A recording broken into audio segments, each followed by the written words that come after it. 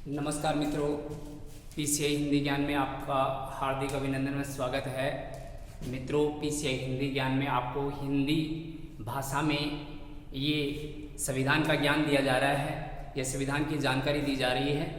मित्रों, हम संविधान में क्रमशः संविधान की विकास यात्रा में हम चल रहे हैं, जिसमें अपने मूल अधिकार चल रहे हैं। मूल अधिकारों के अंतर्गत हमने मित्रों अनुच्छेद 31 तक पढ़ लिया है। एक बार फिर से हम मूल अधिकारों का सरसरी तौर पर हम रिवीजन कर लेते हैं और फिर चलते हैं अपने मेन मुद्दे पर। मित्रों, यहाँ पर देखिए लिखा हुआ आपके सामने मूल अधिकार। मूल अधिकार इसके अंतर्गत हमने पढ़ा है भाग 3 और अनुच्छेद भाग 3 में हम बात करते हैं तो यहाँ पर मित्रों भाग तो हो गया कौन सा, 3 हो गया। और इसी भाग 3 के अंतर्गत हम चलें तो अनुच्छेद 12 से लेकर 35 तक हम पढ़ रहे हैं। यहाँ पर मित्रों एक बार फिर से हम 2 मिनट में का रिवीजन कर लेते हैं। अनुच्छेद 12 में राज्य शब्द का उल्लेख मिलता है। अनुच्छेद 13 में विधि शब्द का उल्लेख किया गया है। और मित्रों इसी कड़ी में अगर हम आगे चलें तो अनुच्छेद 14, 15, 16, 17 और 18 इसके लिए हमने एक सूत्र बनाया था और पीछे आपको बताया था इस बाजू एस का मतलब हो जाएगा मित्रों समानता व संरक्षण का वर्णन मिलता है अनुच्छेद 14 में। विधि के समक्ष समानता और विधि के समक्ष संरक्षण का ये वर्णन मिलता है 14 में। बी का मतलब मित्रों भेदभाव, किसी भी प्रकार का हम किसी व्यक्ति के साथ भेदभाव नहीं कर सकते और ये अनुच्छेद हमें अनुमति देता है 15वां। फिर आगे लिखा है मित्रों ए का मतलब अनुच्छेद 16 में अवसर की समानता का वर्णन किया गया है। और सी लिखा हुआ है तो छुआछूत का अंत करता है कौन सा मित्रों, 17 करता है। और यू लिखा है तो उपाधियों का अंत करता है मित्रों कौन सा, 18वां करता है। ऐसे हमने इस बाजू को पढ़ा है। इसी कड़ी में हम आगे चले तो मित्रों अनुच्छेद 18 के बाद में हमने पढ़ा है 19। और 19 में मित्रों ये पिछले वीडियो में हमने बहुत ही विस्तार से समझा है। अनुच्छेद यहाँ पर लिखा है 19 और 19 में स्वतंत्रताओं का उल्लेख कर रखा है। अनुच्छेद 20 में 2 आता है तो 2 यहाँ पर भी आ रहा है, 2 सिद्धि का अधिकार। 21 के अंतर्गत हम प्राण एवं दैहिक स्वतंत्रता को पढ़ते हैं, अनुच्छेद 21, और इसको भी हमने विस्तार से पढ़ा है। अनुच्छेद 22 में क्या है, गिरफ्तार होने पर संरक्षण, किसी व्यक्ति को गिरफ्तार करने पर 24 घंटे में उसको न्यायालय में पेश करना होता है। और किसी व्यक्ति को गिरफ्तार करे तो एक व्यक्ति को एक ही बार उसको सजा मिल सकती है, दोहरी सजा देने का प्रावधान नहीं है, अनुच्छेद 22 है। अनुच्छेद 23 और 24 में हमने पढ़ा है शोषण के विरुद्ध अधिकार। और शोषण के विरुद्ध अधिकार के अंतर्गत 2 अनुच्छेद आते हैं मित्रों। 23 में तो लिखा है बालात श्रम, बलपूर्वक कार्य करवाना, बंधुआ मजदूरी, दास्ता आदि आते हैं। अनुच्छेद 24 में बाल श्रम, 14 वर्ष से कम आयु के बच्चों को हम कलकार कानून व कहीं पर फैक्ट्री में कार्य नहीं करवा सकते, अनुच्छेद 24। फिर मित्रों हमने आगे पढ़ा है 25, 26, 27 और 28। इसमें पढ़ा हमने मित्रों धार्मिक स्वतंत्रता। इसमें क्या पढ़ा है मित्रों, धार्मिक स्वतंत्रताओं का उल्लेख पढ़ा है। और धार्मिक स्वतंत्रताओं का उल्लेख यहाँ पर 4 अनुच्छेदों में दे रखा है। अनुच्छेद 25 में हम अंतःकरण की स्वतंत्रता रखते हैं, किसी भी धर्म को मानने के स्वतःकरण की अपने पास स्वतंत्रता है, किसी धर्म को परिवर्तित करने या किसी भी धर्म को मानने की इजाजत देता है, अनुच्छेद 25। हमने पीछे किया था कि किस चंदा को हमने धार्मिक शिक्षा नहीं दी, किसी भी धर्म को हम अपना सकते हैं, किस चंदा को, किस सह का मतलब यहाँ पर आ सकता है मित्रों सम्मेलन याद रख सकते हैं या प्रबंधन याद रख सकते हैं। और प्रबंधन करने की अनुमति देता है ये अनुच्छेद 26।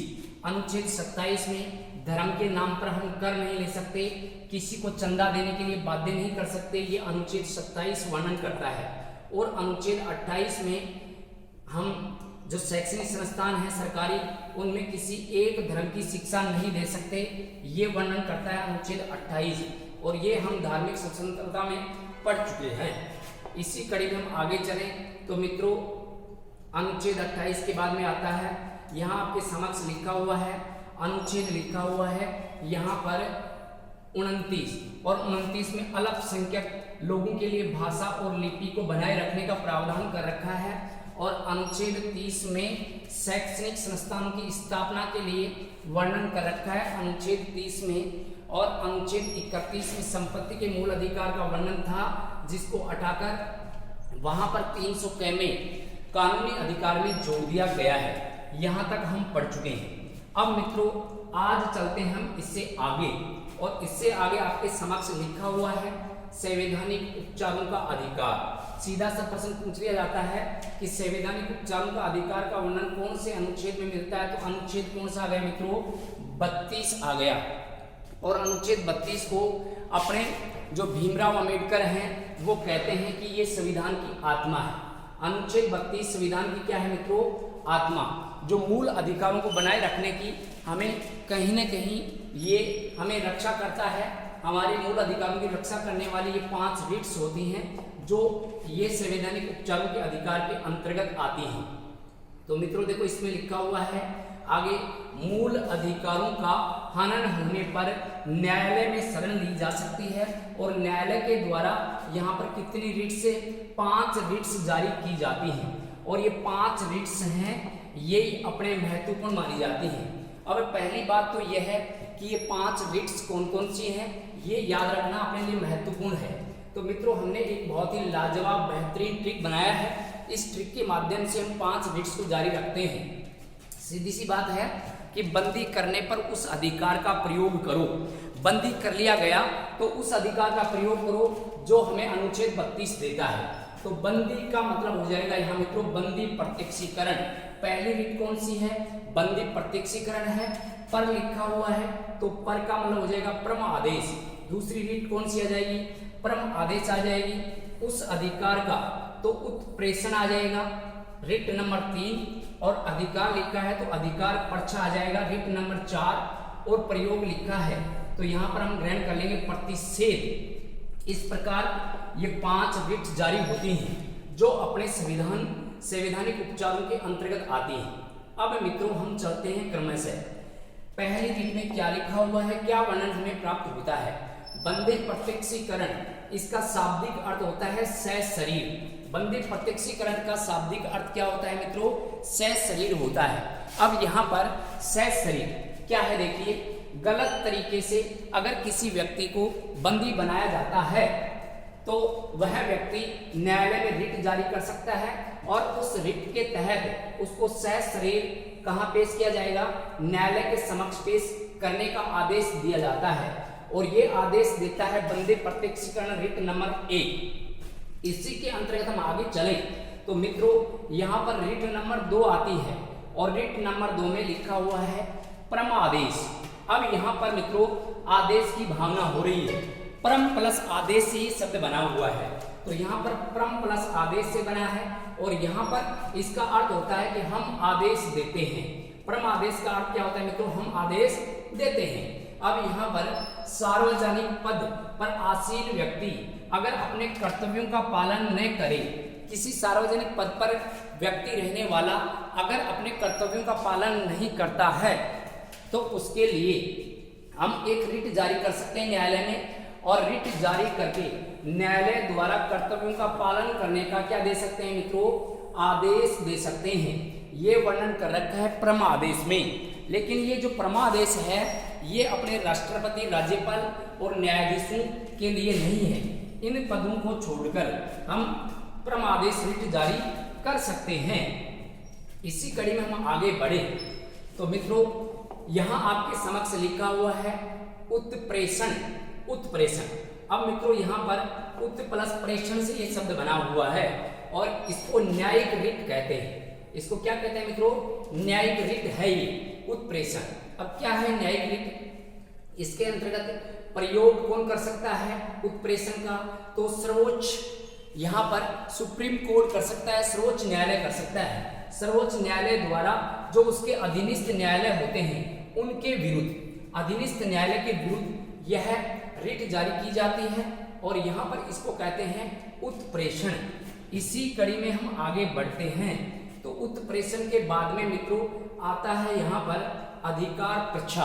अधिकार पृच्छा, पृच्छा का मतलब होता है पूछना।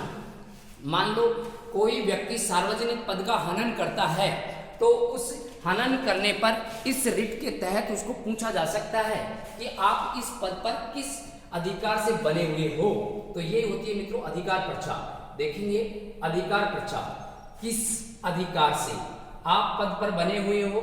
अधिकार पर्चा का मतलब होता है किस अधिकार से बने हुए हो। सार्वजनिक पद, सार्वजनिक पद के योग्य नहीं होने पर, सार्वजनिक पद के योग्य नहीं होने पर व्यक्ति, देखो, नहीं होते हुए भी अगर वह पद धारण कर रखा है, पद धारण कर रखा है तो पद पर बने रहने का कारण पूछ सकते हैं।